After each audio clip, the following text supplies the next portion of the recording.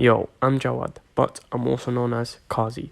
For this project, I was the animator and one of the technical artists. So, Shleep. What is Shleep? Shleep is a couch co-op based defense game where you can build towers to help aid you and your party to protect a sleeping child from nightmares. The brief behind this project was accessibility. The way we achieved this target was through having each player's buttons be completely rebindable and having each player able to change their own color blindness filter as well as change their own difficulty. And all of these settings were on a per player basis. Through these settings, we have managed to achieve a more accessible game, and I believe that we have hit the brief. I'll come back to this later. So as you can see, the objective of this game is to protect that child sleeping from an onslaught of enemies coming to attack it. The enemies that are coming are meant to be physical amalgamations of nightmares. Currently, the only enemy in the game is a wolf, and a variant wolf. This thematically makes sense as the players are sheep, and so the natural enemies of sheep are wolves. We initially intended there to be two completely different enemies in the game. One would be this wolf, and the other would be this centipede. However, due to the amount of complications we ran into when creating the centipede, we decided to scrap it and replace it with a stronger version of the basic wolf. Moving on, when you defeat all the enemies, it becomes daytime. Whilst it's daytime, no enemies will spawn. This is because this time is intended to be used by the player to create towers with the currency you pick up from the enemies, known as Dream Essence. There are three types of towers: Teleport Tower, Healing Tower, and the Attack Tower. Each tower has a different cost for Dream Essence, and once you build a tower, it can't be unbuilt. So the player, she's a sheep.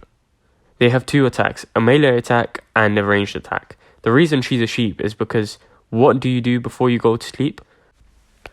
Yeah, you get it. Alright, so I want to explain the story I had in mind for this game.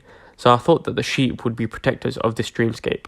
They would fight off the nightmares to protect the child.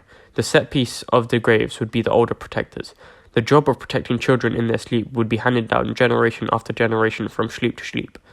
We wanted the area to be like a sort of garden, or sanctuary of sorts. However, we wanted to show that time had passed, and also we needed to fill the empty space. That's where the idea of little landmarks came in. They were created to house Easter eggs, but also give the players a way of communicating where they are in the map, since otherwise we would have needed a mini-map. If you couldn't tell, the Easter eggs we have so far is just the refuge ship from Ben and Dan's refuge game. However, Latif is working on putting in the rest of the Easter eggs for the UU. Okay, so the accessibility settings. We initially went into the project looking into how we can make an accessible game, the main driving force behind why this project got to be made. So the settings are changeable on a per player basis. This means that all four players can customize their own settings without affecting the other players. Now, what settings to include? We did research on many physical disabilities such as loss of limbs, which is pretty self-explanatory, and motor impairments in general. However, since we aren't able to heal someone from within the game yet, here are the settings we implemented. First of all, you can fully customize the controls. However, there is an issue with it that is yet to be solved. You can set all the button actions to the same button. Though, this surprisingly doesn't make the game easier. In fact, it's quite the opposite, since all the attacks cancel each other out and the player only does 2 attacks rather than getting 3 attacks done in the same amount of time. So the next range of accessibility settings we have are in the accessibility menu. Within the accessibility menu, there are a range of settings. This includes the color blindness filters. This setting allows you to change the colors on screen to fit your needs. The options that follow are all designed for you to be able to change the difficulty of the game for yourself. Included here are options that increase your attack power as well as options that increase your health, etc. In hindsight, we should have made the last options more of a post-game reward, though luckily we still have time before UU, so we might still be able to accomplish that.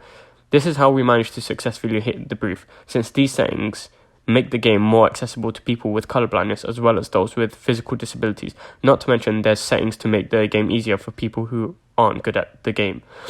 And all of this is done on a per player basis, meaning that one player's settings won't affect another player's settings. Perfect. As you saw, our game is very much inspired by Ghibli. Our part-time creative director wanted the game to look like the Red Turtle. So first things first, we looked into what games had already achieved this look, and then we witnessed Sable. It was beautiful, but it looked too good. So I spent a few days on the toonish look of the game. However, I did have to keep coming back to it, as with every new shader that was created, we needed to check and see if it conflicted with the current toon shader. And if it did, we'd make fixes and carry on. This was a constant process, however I believe that the effort paid off as the game looks stunning. The two-tone shader of the game was created from the ground up. I got it working with the built-in render pipeline very early on in the project. However, after we collectively decided to use the Universal Render Pipeline, URP, I had to transfer my code over to HLSL since the built-in render pipeline uses CG as its primary language and URP uses HLSL. So how does it work, you ask? So for the two-tone shader, it first calculates the angle between the directional light and the normal. It gets the dot product of these two values, which returns a value that goes between -1 and 1. After this, we clip the result of the light to make it only go between 0.5 and 1. Then we repeat this process for the additional lights. Though there is a little change that needs to be made. Instead of going between 0.5 and 1, it goes between 0 and 1, since these values are going to be added on top of the shadows. Also, just for future reference, you need to include the passes shadow caster, depth only, depth normals, and meta from the lit shader. Even though the shader looked great, we did end up having a severely unfixable rendering bug. The bug itself isn't apparent in the final game, but if we were to get funding to finish this game, we would definitely spend a week or two trying to fix it. So the infamous bug. It happens when any real-time light is too bright and is shining onto the snow plane. It causes the outline shader to start outlining it. This is due to the fact that the snow plane shader cannot be overridden by the render object's pass override material setting. The reason for this is because the vertices get moved around in the shader, which for some reason stops the material override from working. However, this is just one of the many bugs that we are going to try to fix before the UUU.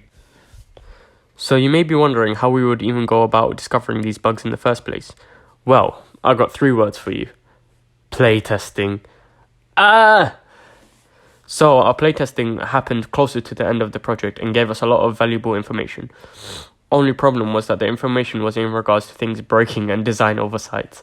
I'll give you one example of some playtesting feedback. Dashes stop after a certain amount of time. This feedback was crucial as it meant that at some point the game became completely unplayable. However, luckily we managed to solve the issue, and it was the snow that was causing the issues with that. We managed to solve this issue through making the snow on a separate layer mask from the player. I won't lie, a lot of issues cropped up because of the snow, but it was worth it. And if I was to do snow for another game, then I would first weigh up the benefits and demerits to see whether it was worth it for that particular project. So, what did I work on mainly for this project? I mainly focused on the animations and rigging of the characters for this game, and I also worked on developing the visual look of the game, which I've already talked about. Initially, early on into the project, I decided to start modelling a high-resolution version of the Shleep. After I had laid the groundwork, I handed it off to Dan to tweak. After they had done that and sent it back to me, I modelled a low-resolution version of the same model using a high-resolution one as a base. However, after having done this, the team decided that it would be better if Dan did all the character modelling and I just gave guidance, since I was taking away from their work. I wasn't used to this approach, however, in hindsight, I should have given feedback and direction before they started modelling, and if whilst they were modelling it didn't look good, then I should have given feedback then and there. Since I didn't do this for this project, I believe that the product suffered a bit due to my lack of leadership skills. The product isn't bad by any means, however, if I had given a more clear direction and more clear instructions, it would have been better. Through this project, I know now that whenever something can be improved, I shouldn't hesitate to give feedback, even if it doesn't directly affect my work. Alright, so the animation. I had laid a lot of time out for the animation. However, something unexpected happened whilst I was creating the animations for the Shleep character.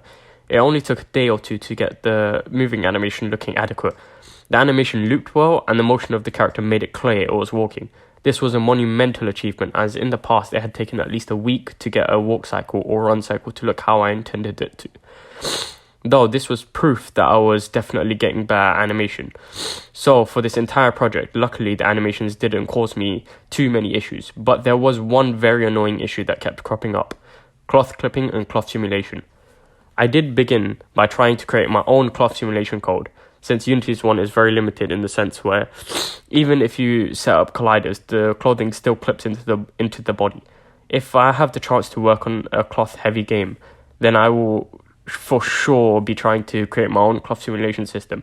Either that, or I'll pick up and find a way of implementing NVIDIA Flex, or I'll just use Bullet Physics, which are both third-party physics engines. However, NVIDIA Flex is special as it implements fluid simulation, cloth simulation, as well as smoke simulations, whereas Bullet Physics only implements cloth simulations. but they are a ton better than Unity's implementation of cloth physics. However, we didn't do this as we needed our game to be performant, and I still had a lot of tasks I needed to complete, so I shortcutted it and deleted the sheep's body. Well, the parts of the sheep's body that were covered by cloth. Bam, done, fixed. I'm definitely going to use this in future projects as it completely removes the issue of cloth clipping, but I do still want to write my own cloth simulation system. There was a confusing direction at the start of the project since both the creative director and the gameplay director wanted two different visions. However, it settled down and we ended up deciding that the animations looked better if they were goofy. See? Normal? Goofy. Much better. This was more of a unanimous decision since after I had created a goofy animation, everyone collectively decided, yep, that's the one. So even without a leader, we still were able to make good decisions. This was the big benefit of quickly iterating on animations, though we were making these decisions during production time, when in actuality we should have made these decisions in pre-production. In our defense, we didn't have a lot of pre-production time. I think it probably would have helped if we had a set-in-stone leader, but if I'm being honest, consider the fact that all of us had been leaders on most of our previous projects, it makes it difficult, since everyone wants to lead. But we quickly solved that by splitting the roles into creative director and gameplay director, though I still think there should have been better management, for example by having a singular leader who knows the entire game, idea and visuals back to front, a sort of CEO. If we were to get funded by Curve Digital or Sony, nudge nudge wink wink, or any other company, then we would first fix our management issue. Blech, boring. Then increase the number of enemies in the game, increase the number of placeable traps, and try to make a more prominent lore. I already have something in mind. Through doing these things, the game would become more saturated, since it would have more content for the audience to explore.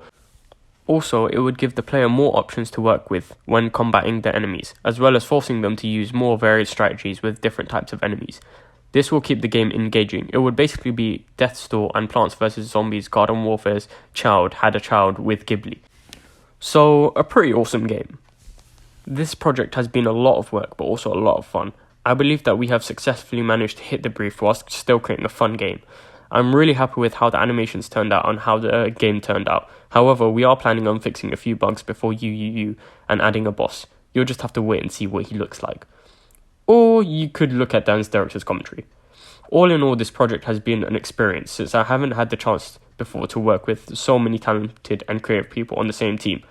Ha! And they tried to split us up. All starts for life!